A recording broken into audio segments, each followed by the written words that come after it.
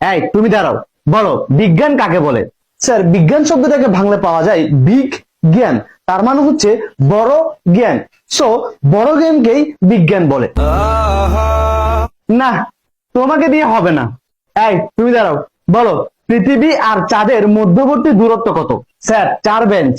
4 bench মানে? Sir 4 bench আগে আপনার মেয়ে বসে আছে, আপনার মেয়ে হচ্ছে চাঁদ, আর আমি আপনার মেয়ের পৃথিবী। দোস্ত এসব বলিস না, গুনাহ হবে। স্যার, এখানে আমার একটা কোশ্চেন ছিল, মানুষ যদি চাঁদে বসবাস শুরু করে তাহলে তারা কি দেখে ঈদ পালন করবে?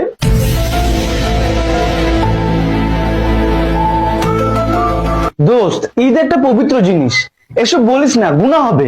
স্যার, এখানে আমারও একটা কোশ্চেন আছে, পৃথিবীতে থাকা মানুষরা চাঁদকে দেখিয়ে বলে ওই যে দেখো চাঁদ মামা, তার মানে পৃথিবী হচ্ছে চাঁদের বোন আর চাঁদ হচ্ছে পৃথিবীর ভাই, এই কারণে হয়তো তাকে মামা ডাকা হয়। তাহলে চাঁদে যদি মানুষ থাকে তাহলে মানুষরা পৃথিবীকে দেখিয়ে কি বলবে?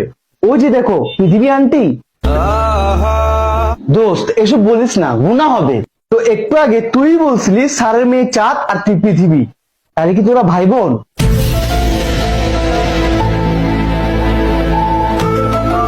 তোমাদের অনেক কোশ্চেন হয়েছে, এবার আমি কোশ্চেন করব। বলো ডাইনোসর বিলুপ্ত হওয়ার প্রধান কারণ কি? স্যার এসব বলিয়েন না, গুনাহ হবে। এই ওরে ধর, ওরে আল্লাহর কাছে পাঠাই।